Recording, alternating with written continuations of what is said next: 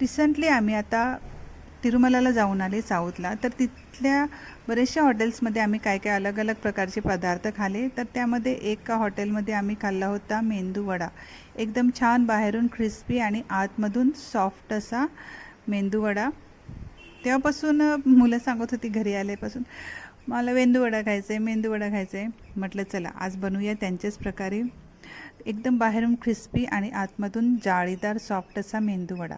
तर मेंदू वडा बनवण्यासाठी आपल्याला इथे लागणार आहे उडीद डाळ. इथे मी घेतलेली आहे 200 ग्रॅम उडीद डाळ. आता काय करायचं आहे, 2-3 पाण्याने स्वच्छ धुवून घ्यायचे आहे. आता आपल्याला इथे 4-5 तास भिजत घालायची आवश्यकता नाही. ओके, फक्त 45 मिनटं, जास्तीत जास्त 50 मिनटं भिजत घालायची आहे. फक्त 45 ते 50 मिनटं भिजत घालायची आहे. ओके, आणि हे बघा फक्त 45 मिनटामध्ये किती छान अशी फुलून आलेली आहे. जास्त काही 4-5 तास घालायची आवश्यकता नाही. ओके, आणि हो, आता छोटे छोटे जे मी ट्रिक्स सांगणार आहे तेच तुम्ही जर फॉलो केले तर तुमचा मेंदूवडासुद्धा छान होणार, एकदम क्रंची होणार. ठीक आहे, जसं साऊथचं असतं ना, ठीक आहे तसा. आणि आता हे बघा, आपल्याला अजिबात पाणी ॲड करायचं नाही आहे. असंच वाटून घ्यायचं आहे, बिलकुल पाणी ॲड करायचं नाही. आणि थोडंसं रवाळ जसं होते, हे बघा एकदम चिकट करायचं नाही आहे. हे बघा अजिबात पाणी वापरायचं नाही आहे. एकदम मस्त छान असं वाटून घ्यायचं आहे. तुम्हाला जर वाटलंच तर 1 छोटी चमची इतका पाणी घ्यायचं, पण मी बिलकुल पाण्याचा वापर केलेला नाही आहे. आणि बघा किती छान प्रकारे असं जाडसरच वाटून झालेलं आहे. थोडंसं रवाळ राहिलं तरी चालेल, पण हे बघा बिलकुल चिकट झालेलं नाही आहे. ओके, कारण की अगोदरच तुम्ही जर चिकट करणार तर ते मग फेटताना अजून चिपचिपे होऊन जाणार आणि मग तो मेंदीवड्याचा शेप बरोबर नाहीत हे ना. म्हणून आता हे बघा, अशा ट्रिक्स तुम्ही फॉलो केला ना तर तुमचा मेंदूवडासुद्धा छान होणार. आता काय करायचं आहे, एका बाउलमध्ये हे काढून घ्यायचं आहे आणि छान असं फेटून घ्यायचं आहे. हाताने फेटायचं नाही आहे बरं का, चमच्यानेच फेटायचं आहे. जरा कडक असते तर फेटायला थोडासा त्रास होतो, पण हाताने काय होते, हाताची गरमी त्यामध्ये ॲड झाली का मग ते अजून चिपचिपे होणार. ओके, म्हणून चमच्यानेच फेटून घ्यायचं आहे.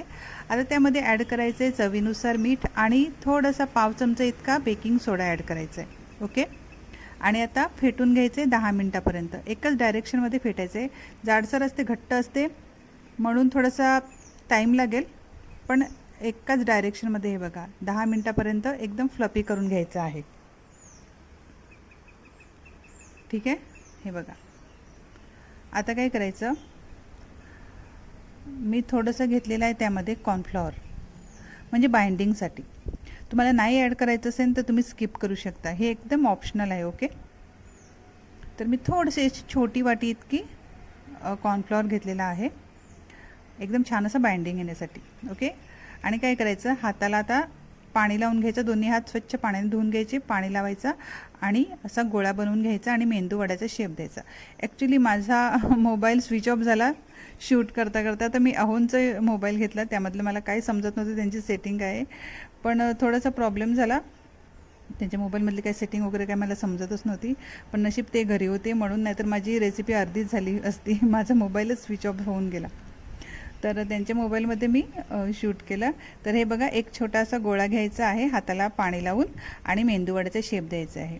ओके, मी त्यामध्ये कॉर्नफ्लॉवर ॲड केलं म्हणून छान असा शेप येत होता, नाहीतर मग ते चिपचिपे होऊन जाते. ओके, आणि तुम्हाला जर असंच येत असेल तर तुम्ही कॉर्नफ्लॉवर स्किप केलं तरी चालेल. ठीक आहे, आता गॅस बारीक करून, एकदम बारीक नाही, थोडंसं हलका बारीक करून छान असे गोल्डन ब्राऊन होईपर्यंत मेंदूवडे फ्राय करून घ्यायचे आहेत, बाहेरून एकदम क्रिस्पी होईपर्यंत. ठीक आहे, आणि हे बघा 10 मिनटं लागतात बारीक गॅसवर आणि छान असा मेंदूवडा तयार झालेला आहे.